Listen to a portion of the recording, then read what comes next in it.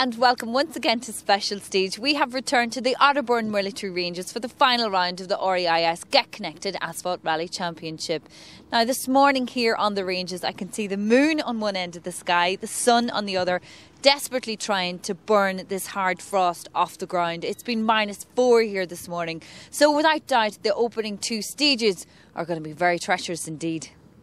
But the problems would start before the first stage, with protests from many of the crews who wanted the event start to be delayed in the hope that the conditions would improve a little more. But after 45 minutes of waiting, no change, and it would be into stage 1 not knowing what to expect. Problems right from the start for John Stone and Lee Carter as they suffer with gearbox problems and would be forced to retire in service.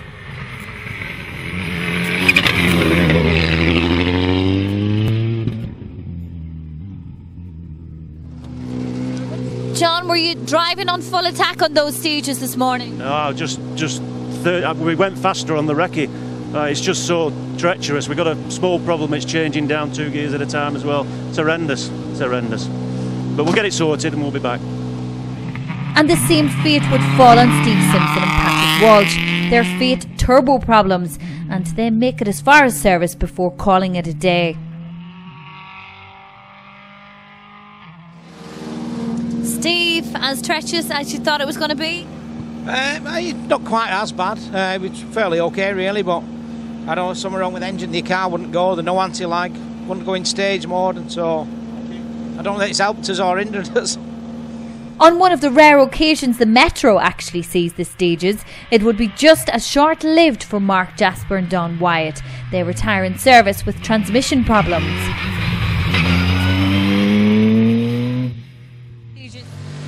Welcome back to tarmac rallying on Otterburn. Oh dear, we've been stuck in 3rd gear right from the word go, and with all the ice and such like as well, it's been a baptism of fire, I have to say. So I can bring out a million injury excuses now, can't I? But no, we're struggling, to be fair. Yeah, we've been stuck in 3rd all the way through, so we'll see if the boys can fix it, but it's not looking too good at the minute. That's rallying. For George Mackey and Paul Hughes, it would be a different fate. They retire on stage 1 after they hit a patch of ice and end up in a fence.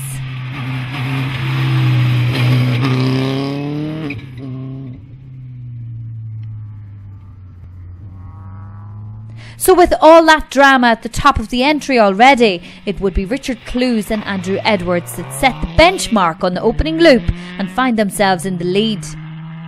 Stage 1 wasn't without its problems for the other crews too. Simon Chapman and Michael Calvert, another pair to encounter the slippery conditions in the shade and make contact with a fence. Luckily cosmetic more than anything, and they carry on to 2nd place on the opening loop. Caution, left 5 into right, 7 into good.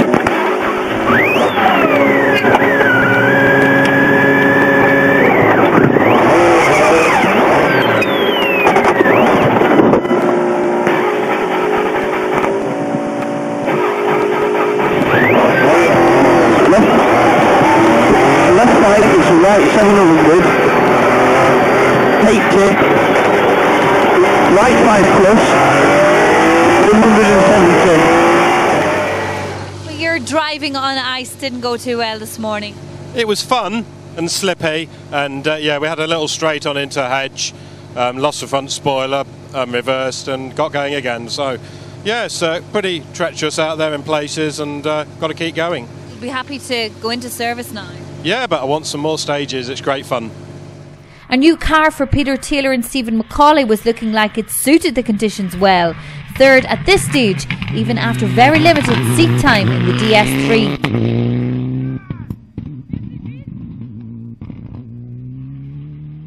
No problems for Pete Gibson and Josh Davison as they set some good times and end stage 2 in 4th place.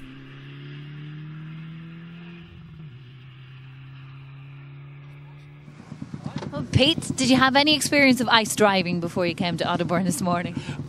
I did not, I have to say. I'm now far more experienced after that. How did it go?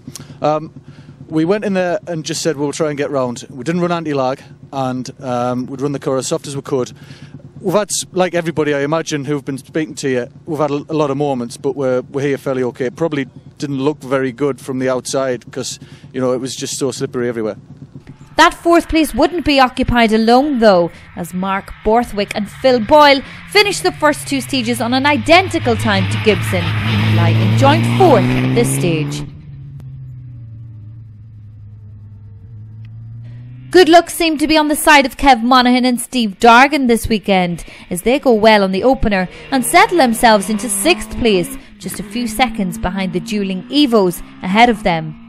The slippery conditions this weekend were playing into the hands of the front-wheel drive crews, and Tim Daltrey and Emma Morrison take advantage of that in the 205 to take up 7th place for now.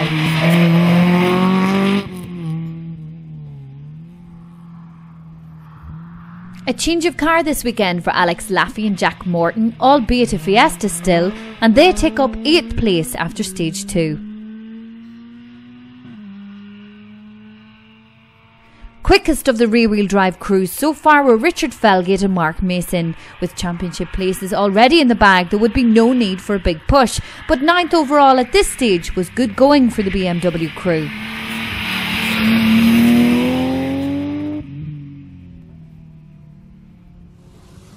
Richard, out of everyone that was spoken to this morning, the guy ahead of you there, Simon Chapman, was the only one smiling. How did it go for you? Well, as you can imagine, with 300 horsepower and rear-wheel drive, it's a little bit slippy. No, we were taking it cautious. We've got the championship class and the rear-wheel drive tied up, so we've got nothing to really kill ourselves for. But no, it was good. Bit wild in a few places, but we've enjoyed it. Well, I think so. And rounding out the top 10 are Kevin and Charles Tappan. After a last-minute dash to get the car ready and a last-minute entry, it was looking like the hard work was paying off so far. Bad luck would strike for Matt Beebe and Paula Swinsko, however, as they hit a patch of ice on stage 1 and are lucky to get away with this trip off the stage, just caught coming into view on our camera here. With a lot of manpower and some patience, the car came out and they continued, but now down in 24th place. Oh, come on.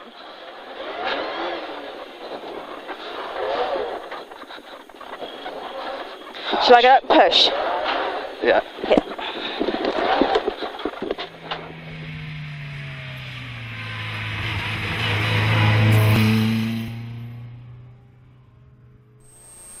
It would, however, be worse luck for his mum Jean Beebe, with Caroline Lodge. They head into this corner a little too fast and crash out of the event just a few hundred yards up the stage from her son Matt's incident. Oh, you alright? Yeah, you alright? Yeah, we're fine.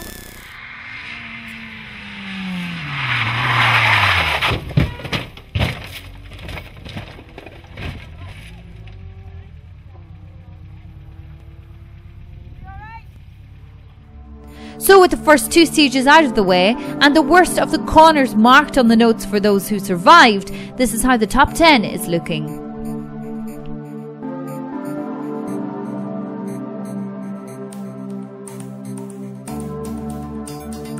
So on to stage 4 now, and unfortunately we lose Richard Clues and Andrew Edwards on stage 3 as they roll out of the event. So that leaves Simon Chapman and Michael Calvert in the lead of the event, a lead that would be a bit of a surprise to them when they looked at the times in service.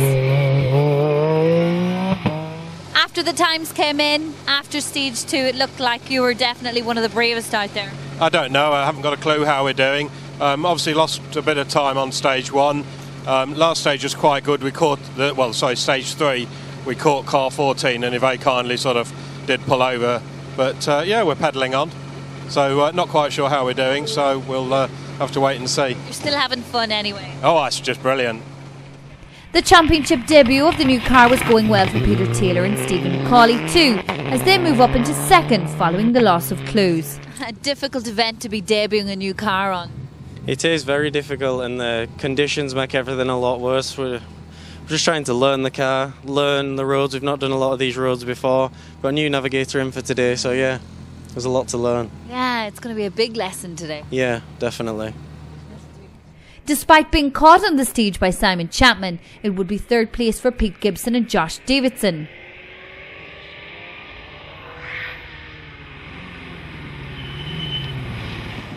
You survived another run. We have. I got caught by the Metro 604 in that one. We're treating it as, seeing how slippy it's going to be. That maybe gives a bit of a wake-up call, because once he came past, we chased him all the way to the finish. So the last one there, we had a bit more of a push, and it was okay. It would still be going well for Mark Borthwick and Phil Boyle as they remain in fourth at this stage.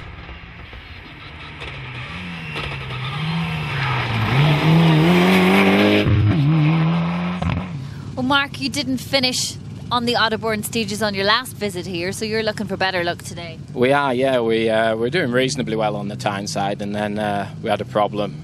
Gear linkage broke.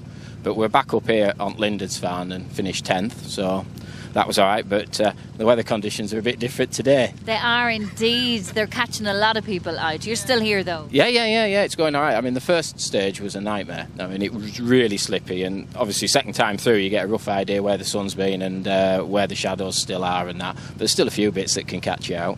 So hopefully we'll be all right. Adrian Spencer and Mark Hewitt arrived at the end of the stage with damage to the car from a brush with the scenery, but they have managed to climb up to 5th place in the process.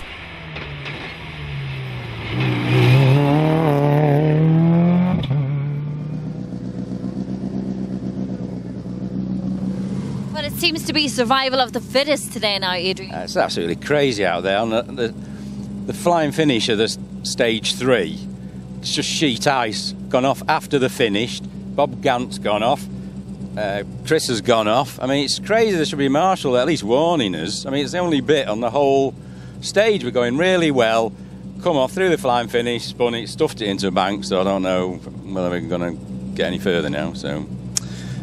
A 5th place that they would share with John Indry and Steve Hartley, another crew to make the climb up the results after a cautious start to the event. 2.5 minutes separate the top 5 now, with just over half of the event to go. Tight 9 left, round Vale. 200. Flat left over Chris, 300. Flat left over Chris again, 100. Double caution, 6 left, 3 wards and 3 right. 300. 2 left, chicane.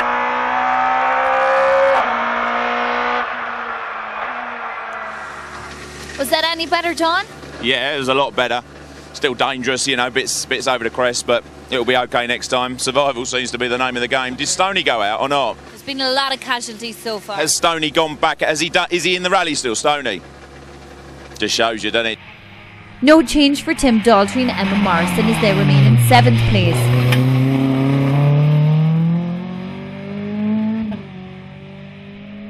While Richard Felgate and Mark Mason managed to make up another place to lie in 8th in the BMW.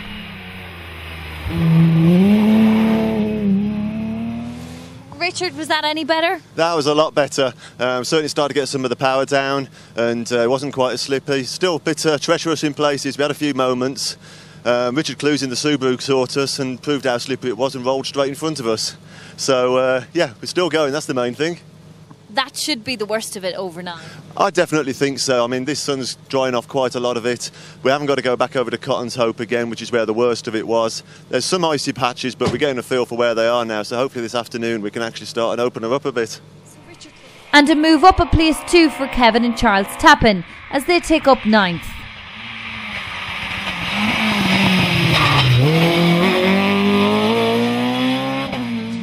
Kevin, you're one driver that has put in a lot of time and effort to get here today. Yeah, we got the gearbox about a week ago, fitted it and tested it about 12:30 Thursday night, put an entry in and we're here now. Yeah, it was a long drive up from Devon, so I hope you're making it worthwhile here. Well, we're still here after the 4 stages and it was hard work for the first 2, so... So for Alex Laffey and Jack Morton, it would be a drop down into 10th. No real problems, just struggling with the conditions. Alex, there's been so many casualties already, so you're happy to be entering the service park now? Aye, definitely. It's getting really slippy still, and there's a lot of cars off in a lot of the trickier sections where there's still a lot of ice out there, so it's getting quite bad, but Excellent. Have you been finding it? Not too bad. Front wheel drive's helping, but now it's drying off. The 4-wheel drive's starting to pick up pace a bit. I'm starting to see more of them coming closer to me now, so yeah, but we're trying to push on now, so should be alright after the next loops. This loop of stages would be bad luck for a couple of the championship crews, as we lose Andy Fraser and Terry Martin in stage 3. The pair had been knocking on the door of the top 10 when the Darien slid off the road and got stuck in the soft ground. 1 right. Whoa. Oh, we're not getting out of there. Andy, another victim fall into the ice here today. It is very unfortunate, really. We had a good run through the first couple of stages, and on the third one, unfortunately, just slipped off on a slow speed bend, just dropped off the road, and couldn't get back on. No damage. That was it. You were enjoying the drive up until then and putting in some good brave times too. I was scaring myself adequately, so we're obviously trying hard enough, yeah. And we beat John Indry on the first one, so, you know, it's got to be a result in one way or another. After stage 4, here is a reminder of how the top of the leaderboard looks.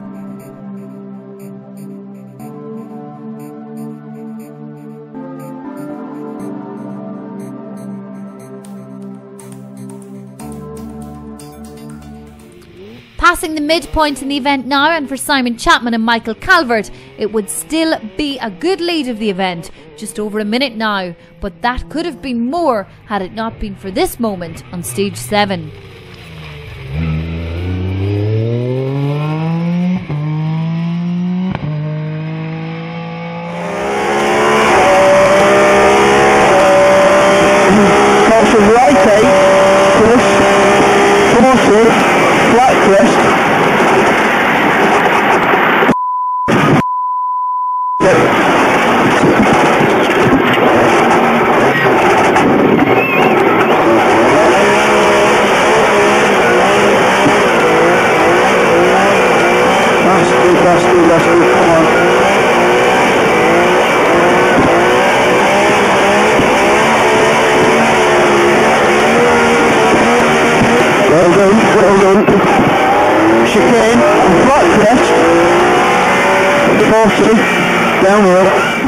Well, you've managed to hold everyone else at bay. You've kept hold of this lead of the rally the whole day. Did you think that you'd be in that position? No, I hadn't got a clue. And after the last stage, we thought we'd nearly thrown it all away.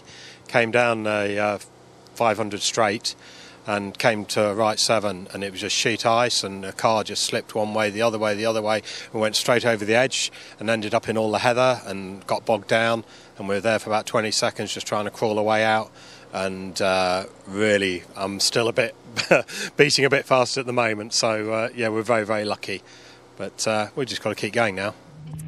No change in that second place for Peter Taylor and Stephen McCauley. Even if they were losing a little time to the leaders, they were still on the pace and remain the leading two-wheel drive crew.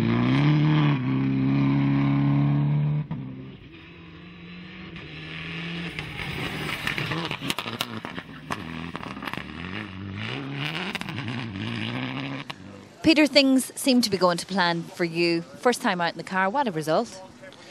Yeah, I'm happy with how we're going, just now trying to pick up the pace a bit. Still very slippy out there, mixed conditions, which is making it hard to learn the car. Tried to go a bit quicker and then ended up going slower, so I think we're just going to have to settle for where we are. John Indry and Steve Hartley make a big push on these few stages to move up into third place, closing the gap on the rally lead little by little, but with only 2 more stages remaining, would it be enough to make any further advance up the results?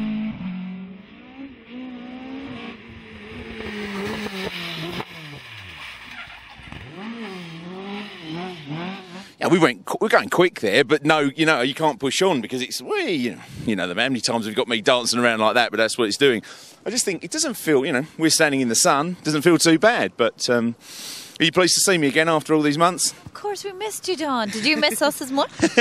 I missed you a hell of a lot. I mean, you know what happened to me on the Jim Clark. I just want to listen. I don't want to do a plug, but I've got to thank my sponsors and my team for helping get this back. It doesn't look it now because this is all dirty, but And there's one guy I've got, you know him from the Championship, Graham Coffin, his solicitors there.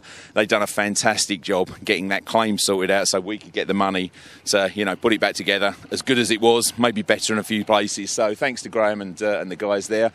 Yeah, and realistically now we've heard that there are some WRC drivers that are running out of money and go... Yeah, next year is going to be interesting, and hopefully 2013 will bring you better luck. Have you heard of the John Injury Excuse Show? Oh, I reckon there'll be some other excuse shows coming up. Oh, two-wheel drive. Oh, it's not as good as four-wheel drive, is it? You know, but yeah, so that's why we've come up here today. This rally doesn't suit this car because there's mud and rubbish. I mean, just coming in the finish there, the cut that Simo's out of the rally, so I don't understand it because he's normally king of the cuts. But there's half a ton of mud onto the thing, and you just... Look at it. I've got to get it to the finish now, you know, and just try to learn, see if we can learn anything with these tyres and do that. Mark Borthwick and Phil Boyle had been putting the pressure on in their own little battle too, jumping back ahead to Gibson in these stages and giving themselves a 6-second advantage over the fellow Evo driver.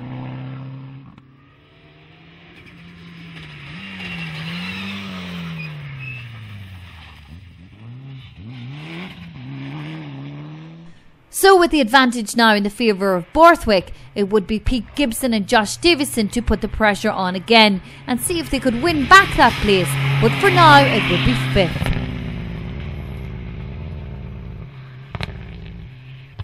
Adrian Spencer and Mark Hewitt briefly dropped down into 7th following their damage on stage 4, but it would be back up to 6th after a few more stages.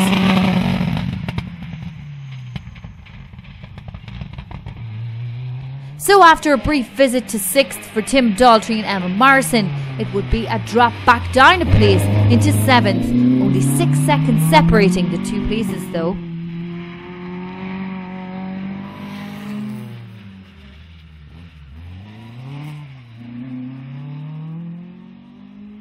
Richard Felgate and Mark Mason stay on track, able to put the power down in the BMW a little better now as the conditions were improving. They remain in 8th.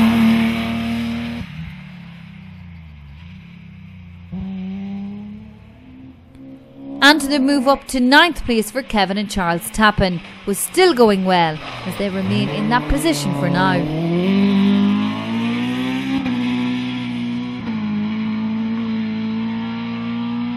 Stage 5 sees us joined in the top 10 by Chris Jones and Ashley Trimble as they set out to do just what they needed for the championship and not take any silly risks.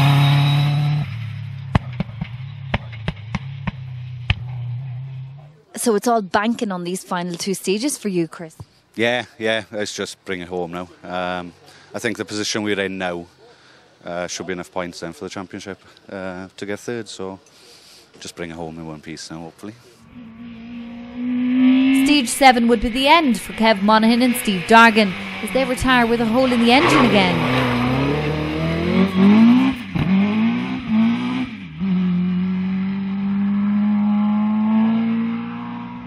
So at the end of Stage 7, this is how the top 10 looks.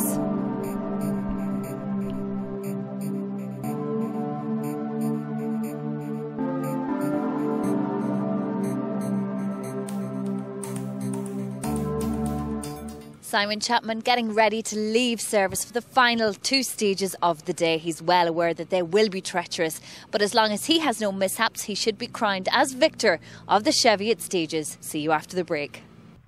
On to the penultimate stage now, and no change in the event leader as Simon Chapman and Michael Calvert managed to keep everyone else at bay and keep hold of that minute lead.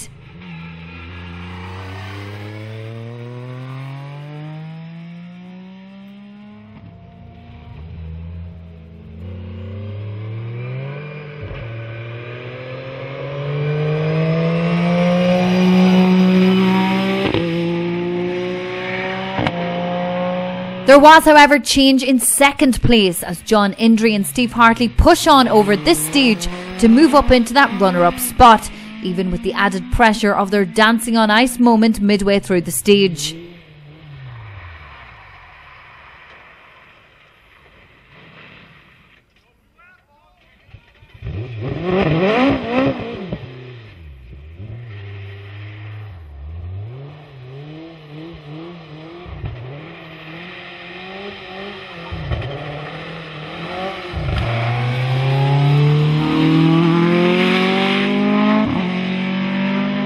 So for Peter Taylor and Stephen Macaulay, it would be a move down into third now.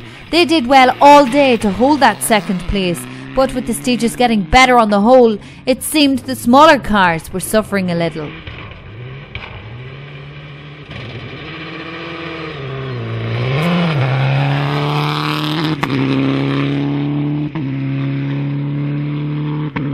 The battle in fourth place was still going the way of Mark Borthwick and Phil Boyle, now with a good lead over fifth.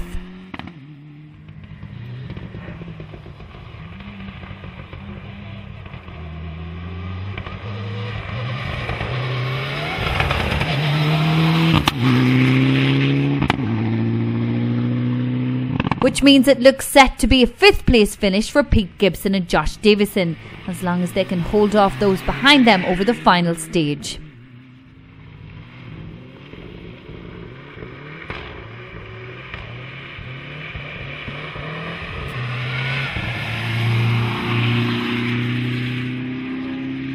Including Adrian Spencer and Mark Hewitt, who are back on the pace and climbing up the results now, just 2 seconds behind Gibson.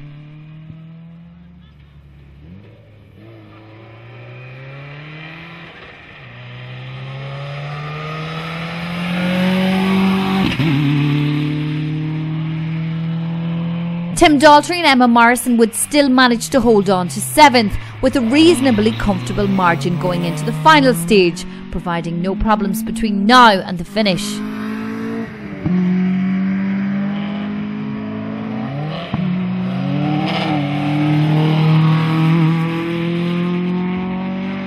A slow start due to the conditions had now levelled out, and Richard Felgate and Mark Mason remain in 8th place, looking like they would be unable to make any further advance with just one stage remaining.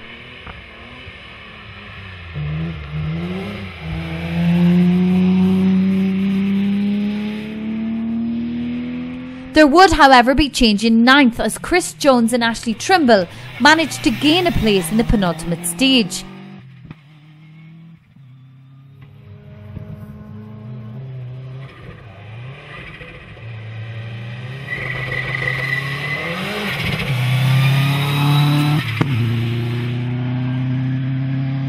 Which means that for Kevin and Charles Tappan it would be a drop down into 10th, showing some amazing pace though this weekend in the Escort.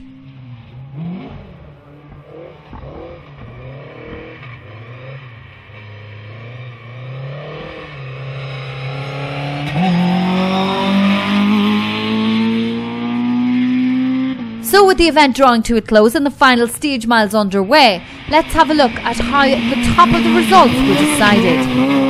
Remaining in that 10th place would be the Escort of Kevin and Charles Tappan. Chris Jones and Ashley Trimble do enough to get the championship result they wanted and finishing 9th place. 300 in the pole.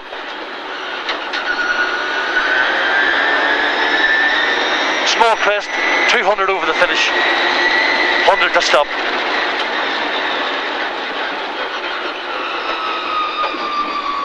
Thank you, Ash. Thank you, Mr. C. Well, Chris, you're one driver that did put in a lot of work this year, and it seems to have paid off on this final round. Yeah, I think we're out third overall in the championship now. Yeah, so it's been a good second half to the season. With a roll in Epping, obviously we missed the next 2 or 3 rounds. But it's been good, yeah. No heroics for Richard Felgate and Mark Mason on the final stage as they make sure they get themselves a finish in 8th.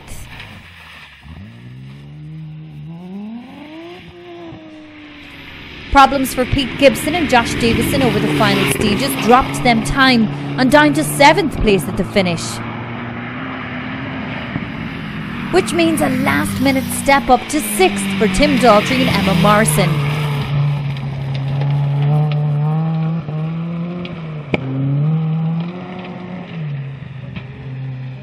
Adrian Spencer and Mark Hewitt make a good comeback to finish the event in 5th place.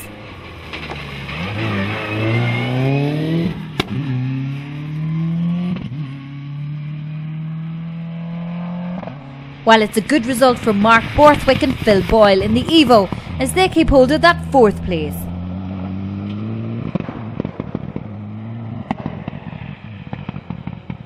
third for Peter Taylor and Stephen McCauley was certainly a great result for the front-wheel drive car. Well deserved on these tricky stages. Well, the lesson you gave yourself behind the wheel definitely paid off today, Peter. Yeah, it's been a tough day. That stage there, we went back to driving it how we did this morning, and it was a lot better. Now, if we'd have just stuck with that all day, but I had the Clio before, and the Clio, the way I used to drive that started to come out in us again, and no, as a testing exercise, it's been good, and also picked up some championship points. So Fantastic, and you can take what you learned today into next season. Exactly, that's the aim. An unfortunate end for Simon Chapman and Michael Calvert though, as they go into the final stage with a minute's lead. They back off to ensure a finish, but unfortunately a little too much, not counting on a push from John Indry over the final stage. The pair lose their lead and finish the event in second place by just 4 seconds.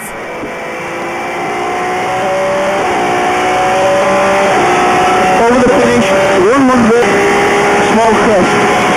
That'll do, brilliant. Perfect around.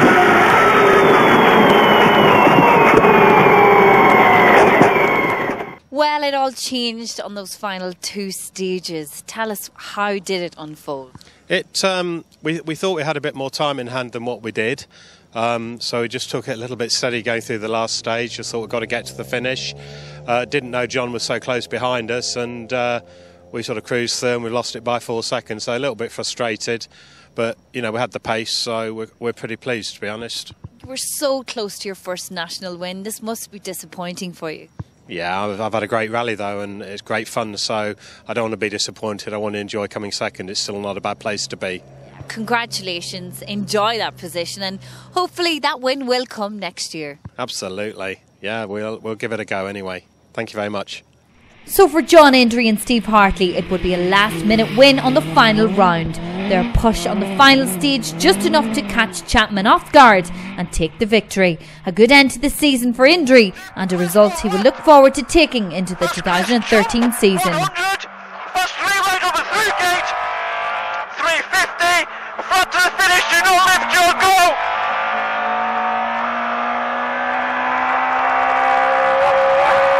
Well on. Nothing else you can do, is there? It's going to be a crash, and it will done, Sam. Brilliant job. I don't think we'll have got it, but... That was an unexpected finish for us all, John, and what a lucky way to finish such an unlucky year. Yeah, that's true. Wasn't unexpected, was it? Much. No, I don't think so. Simon Chapman, he's doing really well there. Second in a national rally is a bloody good result. This is exactly 10 years. It's almost, it was Millbrook in May. When I last won a national championship rally, it's taken me that long to win it. Melvin Evans I beat that day. He was moaning about the power of my Metro. I always remember it. I got it on video. But yeah, so we've done that. I don't think Simon knew going into the last test that we'd had a proper spin, stall and everything. It was a gravel car park up there and it went onto ice. So he didn't know that. So he's probably poodled through on the last stage, and you go as fast as you dare in these conditions. And yeah, that's a sweet way to do it. Take a minute or whatever it was. I think a minute and 3 seconds. New co-driver in there, Steve Hartley, sat in for the day, and admittedly, I don't really understand him because he comes from Cumbria, but whatever. He seems to be waving his hands in the air every now and again. So fair play to you, though. You did stick to your guns. I mean, it wasn't a good first couple of stages this morning for you. Listen, I hope you didn't film me. I was sulky bitch this morning. I want to go on the trailer. Andy Fenwick put it on the trailer. He's an expert up here because he knew over the top there on that first stage, and so we just literally drove through the first stage, just and then we thought we'd go testing. We got some suspension and that to test, and but whatever, who cares? We got to the end, and I cannot believe there isn't. I know I always say there's not a scratch on that, and yeah, really, really pleased. Good to see you guys again, and all the guys that have stuck with me. It's a good way to end. And as I said, I think I beat James Belton, so that's just the icing on the cake. Congratulations. Cheers, guys.